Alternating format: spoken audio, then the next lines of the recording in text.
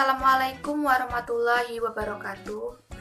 Kami dari kelompok 5 akan menjelaskan tentang tujuan strategi dan jangka panjang.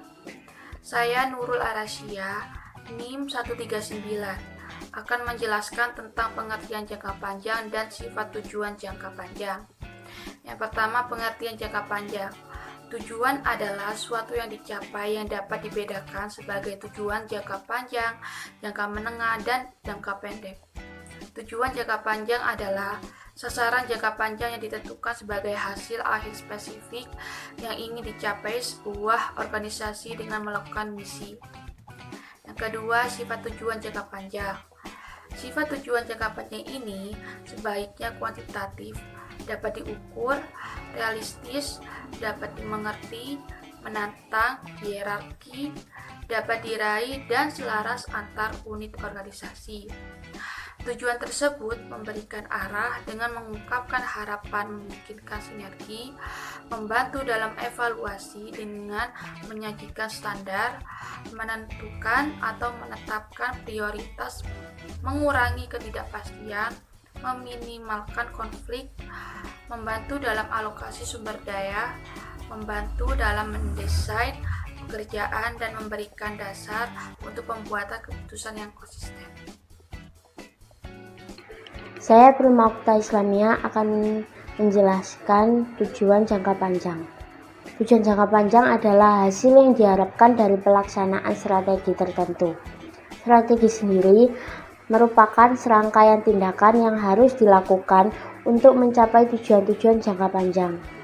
Nah, dari hasil yang ingin dicapai oleh suatu perusahaan dalam periode tertentu, umumnya menetapkan tujuan jangka panjang dalam 7 bidang, yaitu yang pertama ada profitabilitas, yaitu kemampuan dari suatu perusahaan untuk beroperasi dalam jangka panjang yang bergantung pada tingkat laba yang memadai. Yang kedua ada produktivitas, yaitu para manajer strategis secara terus mencoba meningkatkan produktivitas sistem mereka. Perusahaan yang dapat memperbaiki hubungan input-output pada umumnya dapat meningkatkan profitabilitas. Yang ketiga ada posisi kompetitif, yaitu salah satu ukuran keberhasilan perusahaan adalah salah satu dominasi relatifnya di pasar. Perusahaan yang lebih besar pada umumnya menetapkan tujuan dalam hal posisi kompetitif, seringkali menggunakan penjualan total atau pangsa pasar sebagai ukuran posisi kompetitifnya.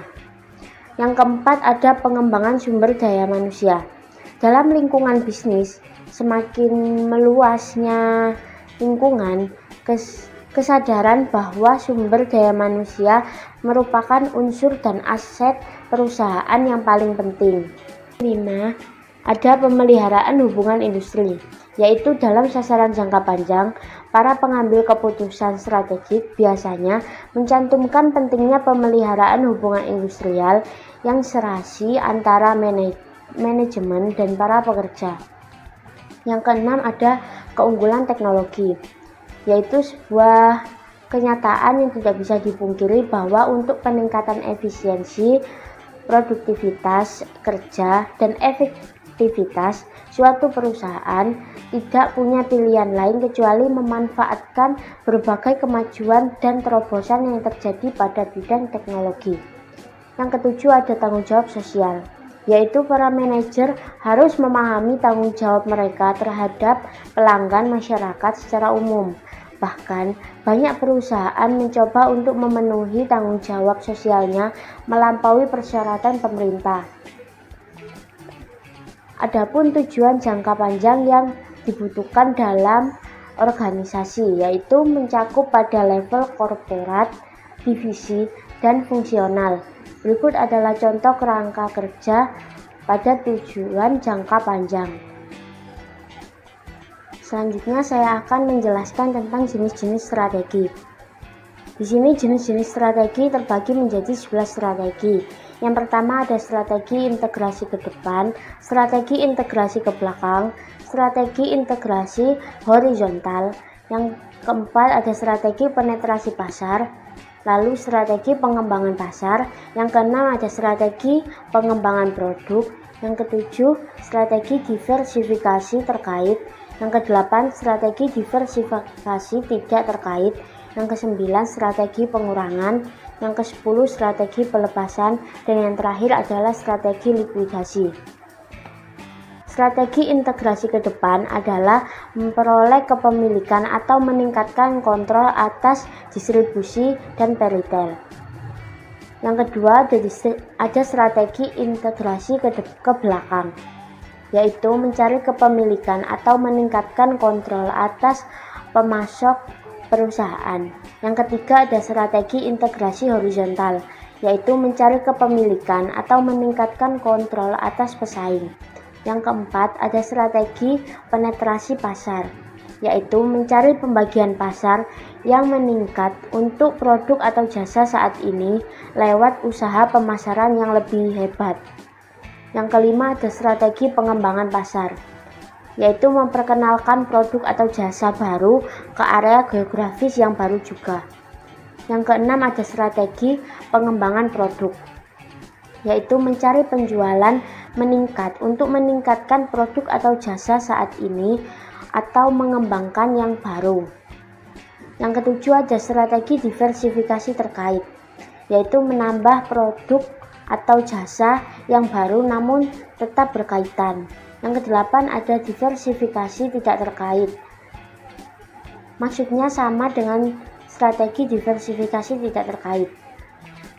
Diversifikasi terkait, yaitu menambahkan produk atau jasa yang baru namun tidak terkait.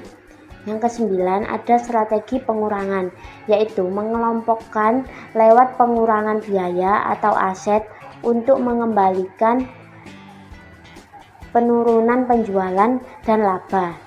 Yang ke-10 ada strategi pelepasan, yaitu menjual divisi atau bagian organisasinya.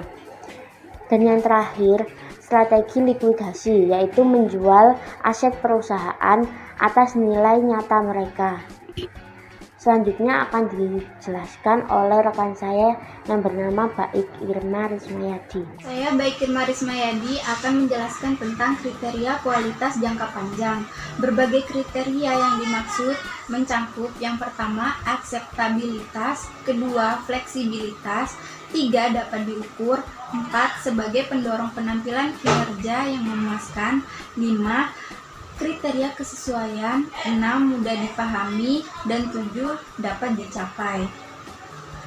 Selanjutnya adalah strategi jangka panjang. Pengertian strategi secara umum dan khusus sebagai berikut. Yang pertama, pengertian secara umum.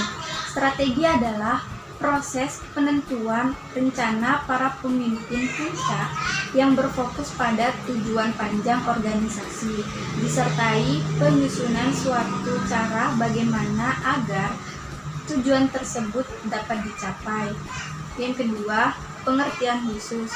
Strategi merupakan tindakan yang bersifat inkremental, senantiasa meningkat dan terus-menerus, serta dilakukan berdasarkan sudut pandang tentang apa yang diharapkan oleh para pelanggan di masa depan. Dalam teori pengambilan keputusan sebagai pemecahan masalah, terdapat 7 langkah-langkah yang bisa diambil, yaitu yang pertama, mendefinisikan permasalahan yang dihadapi, 2. mengumpulkan data yang relevan, 3. menganalisis data, 4. menentukan berbagai alternatif yang mungkin ditempuh, 5. menganalisis berbagai alternatif, 6. memilih salah satu alternatif, 7. pelaksanaan keputusan, dan 8. evaluasi hasil pelaksanaan.